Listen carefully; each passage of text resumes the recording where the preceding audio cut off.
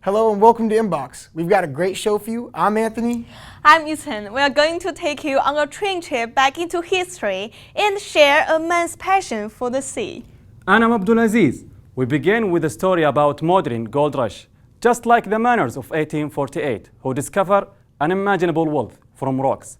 There are people today making a fortune of California's rich soil. And in Northern California, many of those who have made most of their money owe their success to wine and weed. Call me the ganja farmer. Deep down in the earth, we me put the ganja. Babylon come and light it at a fire, me a chant. Welcome to the garden. My name is Stephen Wright, and I'm a ganja farmer. Farming has made Stephen rich. We're talking 6 figures rich. I'm growing weed for about 5 years. This is actually my first grow completely by myself, though. This is not a backyard hobby. This is agribusiness. Every day, watering, What are you putting in there? avalanche, flower hardener.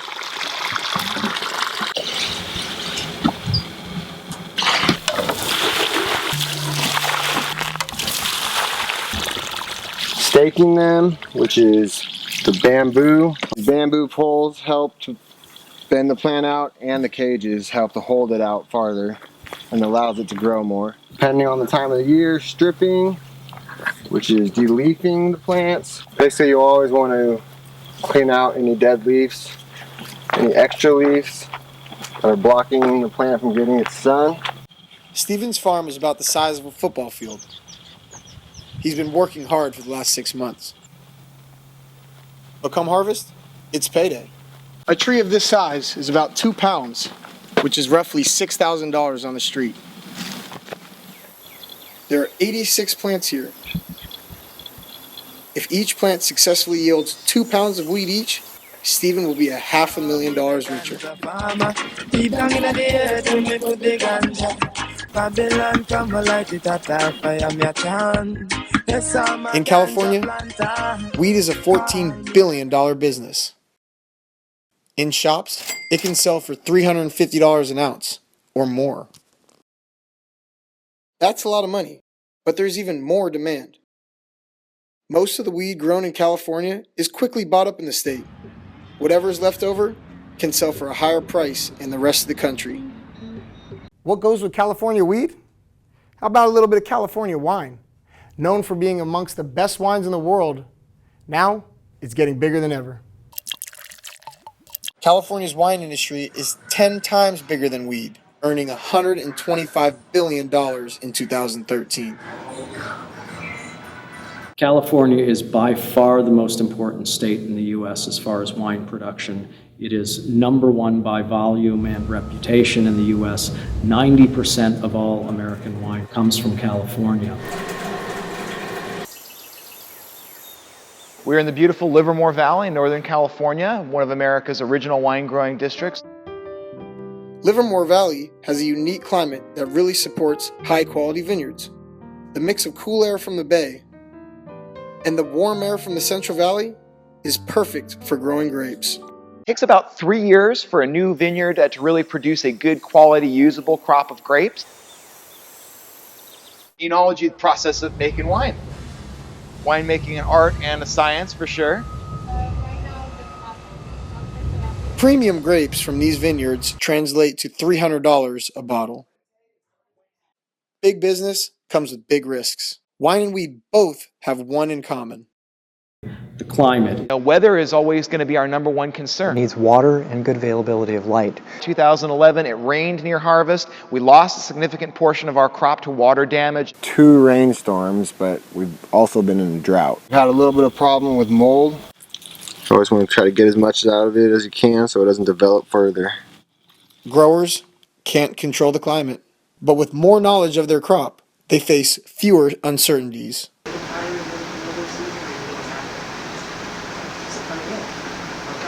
In Oakland, Oaksterdam University teaches the finer points of growing cannabis. Are the flying insects really damaging the plant? I mostly teach in the horticulture department, teaching people, patients, students at Oakster Dam, how to grow and how to cultivate the plant and understanding some of the pitfalls involved with gardening and being a farmer. And in David's SF Wine School, students learn the finer points of tasting and selling.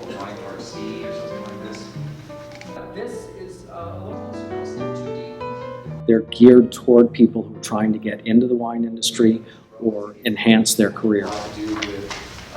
The future looks good, and it's not just about the money. 20 years from now, it will be an industry where people can actually have a career in this industry and help people. I really enjoy seeing the passion ignite in people, seeing my students just develop a deeper appreciation for wine. I just love growing weed. Love being outdoors.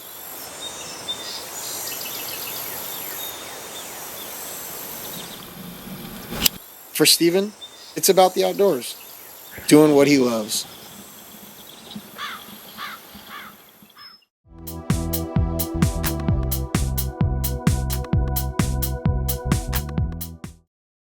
Coming up next, we'll take you on a train ride through California's majestic redwoods.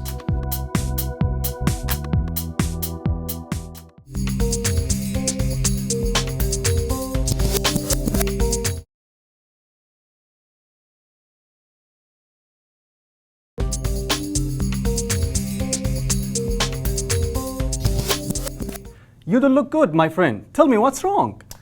I'm sick of the city life. I just want to get away from the noise and the traffic. I know the perfect place for you. It's peaceful and quiet with some of the oldest, most beautiful trees in the world. Where? It's right here in our backyard, and you can take the steam engine train to get there.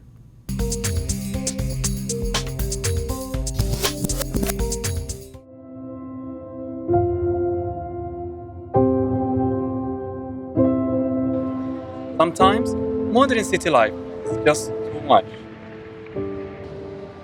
There is no escape from technology. It is all around us. But there is a place in Bay Area where you can go away and close your eyes and travel back 150 years.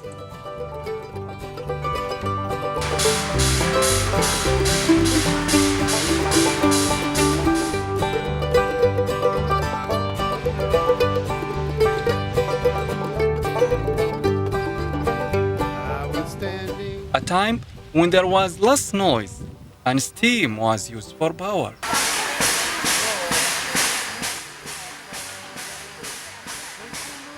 It is a little town you can drive to, only 80 miles from San Francisco.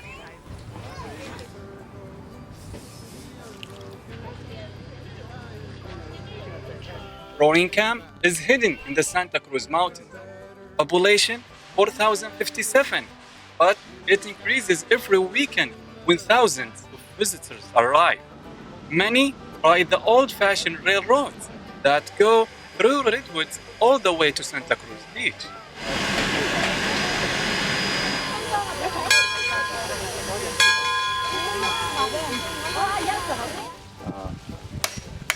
Events showcasing California's heritage are held every day. You can pan for gold, see a blacksmith, and of course, ride the steam engine trains. Frank Lamouly is the marshal at Roaring Camp. He's a lawman at the turn of the century, the 1880s and 90s, in that period of time. They try to do that with the whole place down here and make it appear to be 1885, 1880, 1890s. And I try to wear the attire of that year and portray the town marshal, which was a lawman of that period. Frank says visitors always ask about the railroad's history.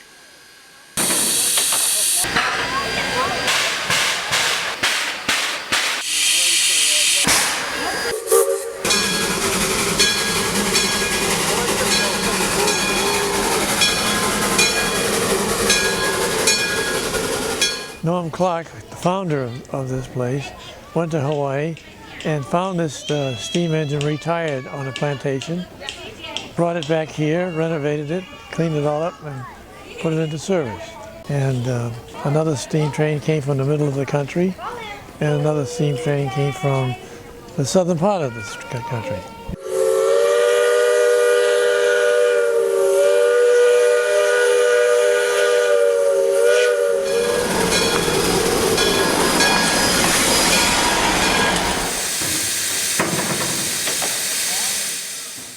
Gadi Gadibu believes the trains are majestic. One of the impressive thing about a steam locomotive is that everything that makes it work you can actually see on the outside. The big wheels, the side rods, all the pistons and all the mechanical parts were moving. They were very large, very powerful.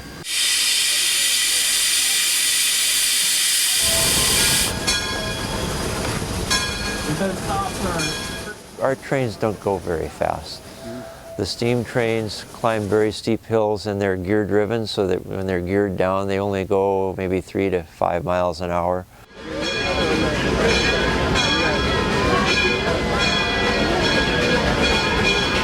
The train is pretty cool, but just wait until you see where it will take you.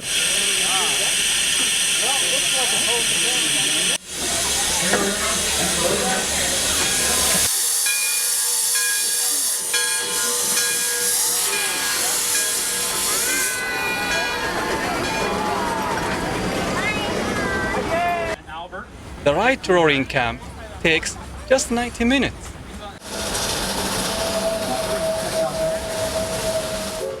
Surrounded by redwood trees. Beautiful, beautiful forest. Highly suggestive. Some more than 3,000 years old. Here long before technology changed our life.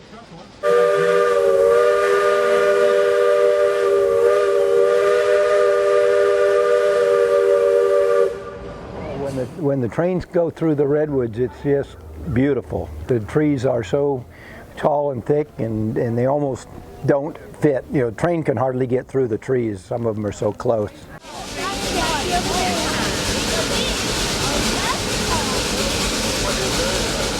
Coming to Roaring Camp is a chance to cleanse your mind of stress and city life, to come back to nature and visit the past. I'd like to thank everybody for coming to ride with us today. Come and see our beautiful trees. Meet our beautiful Dixie Anna Shea.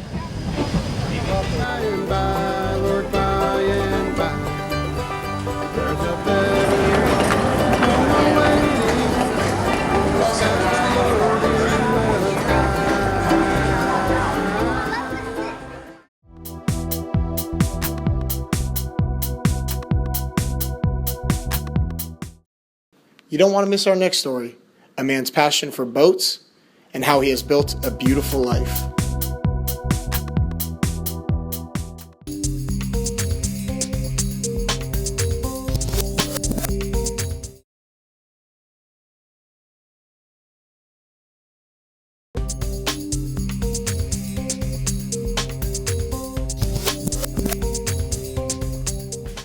Coming up, you will meet a craftsman who builds boats by hand that fuel his imagination to take ocean voyages.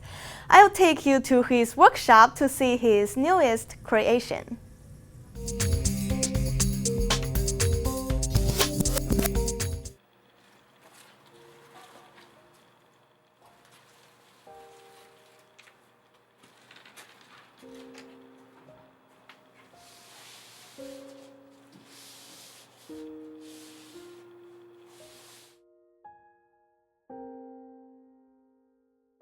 I've always been fascinated by boats.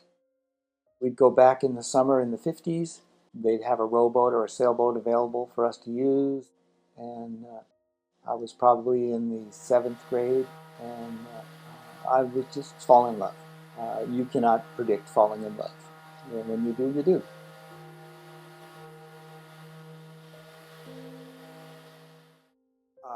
I've been building boats since high school. So I've been building boats 50 years. Very long time.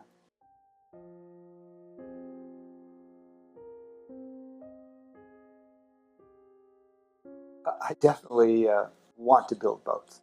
You cannot build a boat because you want a boat. You build a boat because you love boats. because the whole process is important. And otherwise, you just go out and buy a boat. I have no desire to buy a boat. I want something I build to come alive in the water. And that pleasure is just indescribable. So great.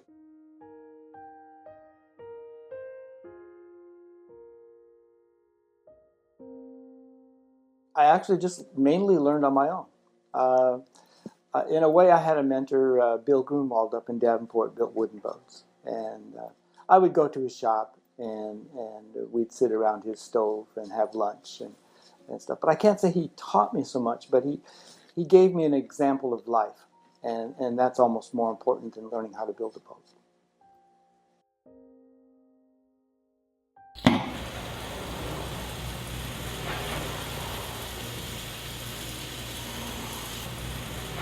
My family's always supported me. My wife has been my crew on my boats, and we've sailed the Pacific Coast and the East Coast and stuff together, and she's always supported me.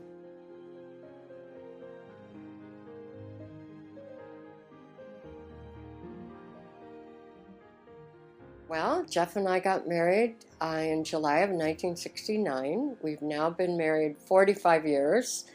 And I met him through my roommate who wanted to join the San Jose State Sailing Club. And it turned out she never came to the club, but I got a husband out of it.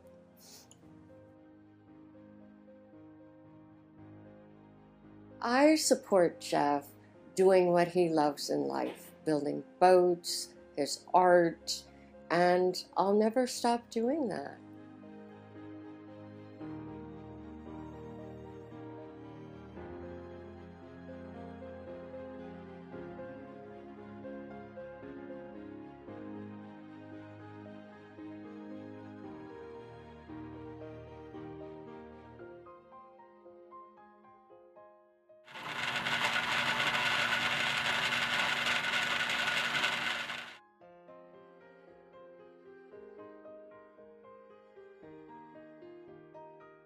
This is a trip we took in the powerboat loom that I built. We started in Port Townsend, Washington here. Then we proceeded northward up into the San Juans. We entered Canada and Bedwell Harbor and went through customs here, and then proceeded north to Vancouver here, where we saw my cousin. This is the boat in Vancouver Harbor itself.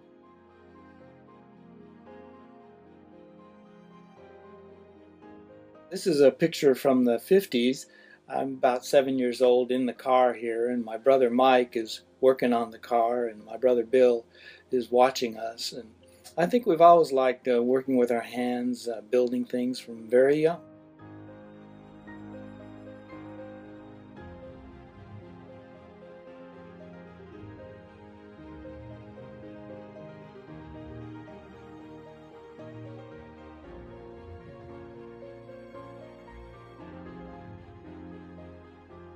Jeff is an artist, so he's always interested in how something's going to appear, and he's very interested in different designs for boats. And he's been building boats for long enough that he has a good sense of what will work and what won't work. I think building boats is Jeff's passion. I mean, he's been a boat builder for all of his adult life. It's in his bones.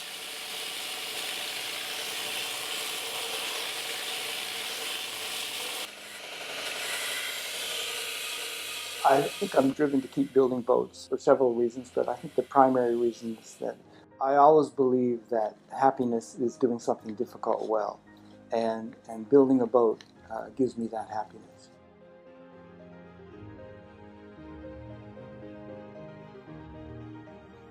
I think we both, the brother and I, have found it very rewarding and fun to harness the wind to make yourself move, and I think we just never lost that.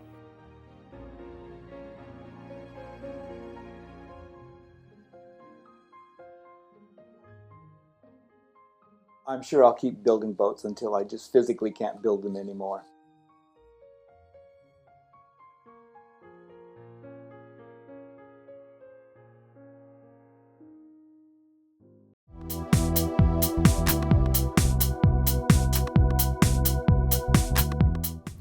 Jeff's passion is really inspiring. When will the boat be finished? Jeff says next year. Abdul, where can I get more information about the train? It is easy. You can find everything you need at roaringcamp.com.